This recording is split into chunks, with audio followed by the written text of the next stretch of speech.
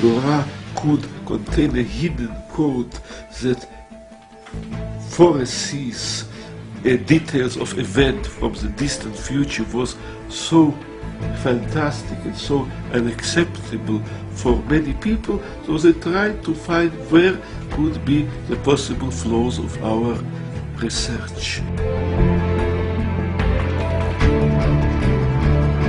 In a matrix, a tight matrix like you're talking about, you can find Twin Towers, Bin Laden, destruction, different words. I find that sort of beyond coincidence. You have some words like airplane.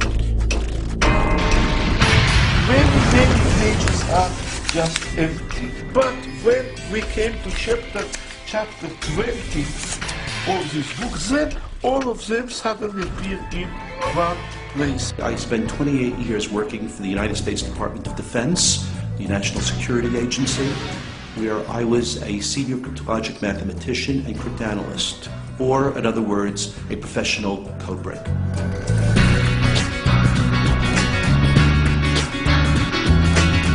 That what we knew a year ago and what we know today, it is like difference between kindergarten and university. The Hebrew Torah is the oldest living, accurate wisdom text in the world today.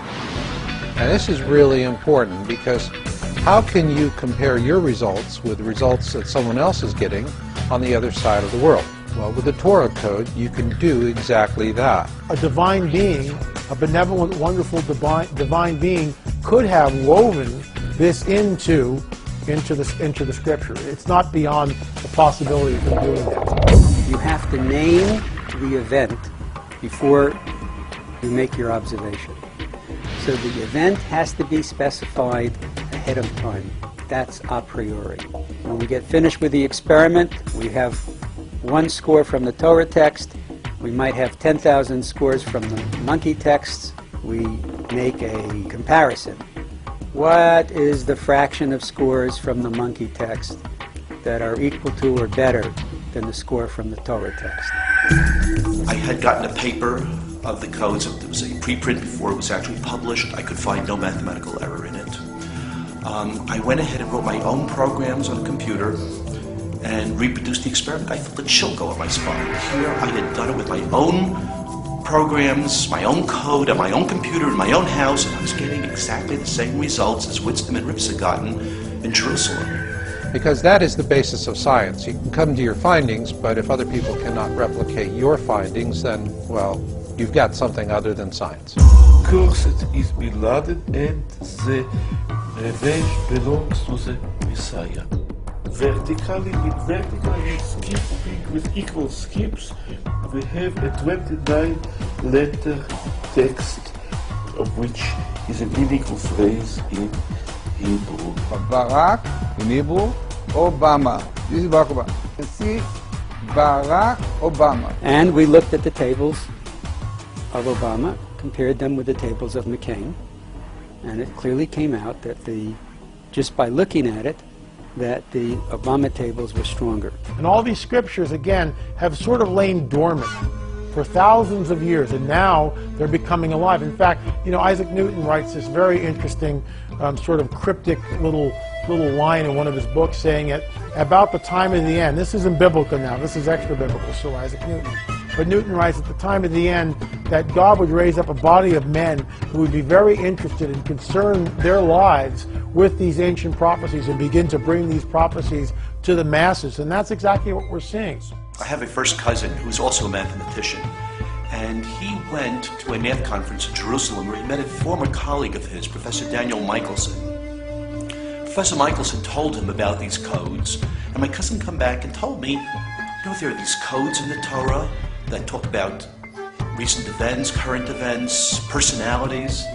And I looked at him and I said, what are you talking about? This is weird. Knowledge will increase. This is the book of Daniel, about 2,500 years old. And Daniel says, knowledge will increase, and men will roam to or fro over the face of the earth. My work actually fits in to the story of the discovery of codes right after the initial discovery by Witzman and Rips. Witzman and Rips, in the late 1980s, did their great rabbis experiment, in which they showed that the names of great rabbis over the centuries and their dates of birth and death were encoded in the book of Genesis. In Hebrew is bursa, bet, vav, samachay.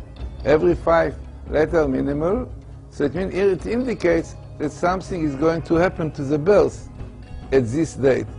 Oh, you see, Tafshin Samachet, Elul, the 20th, Bursa, the birth, what happened?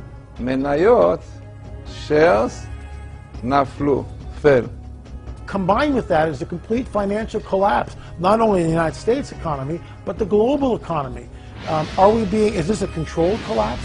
Is the Illuminati actually pulling strings and moving things towards what we hear Merkel, President of Germany, Sarkozy, President of France, former Prime Minister Tony Blair tell us that we're moving towards a global economy, some sort of a new world order? Bet, Tafshin, Ein, Bet. This is in Tafshin, Ein, Bet in 772, which corresponds to 2012. I looked for the date. In our research, 2012 is, well, think of it as an entertainment event. That's when you see the warm-up band. The big event comes on the stage in 2013 and into 2014 as well. Will be a time for redemption. Statistically, finding it in the right place, again, is very significant. It's a signal that we are living in the last days. It's just one of many prophecies that when you stack them all up and you begin to line them up, we see that it builds a very strong case that, in fact, we are in the time of the end. We are living in a very significant time. The Bible code clearly proves it beautifully.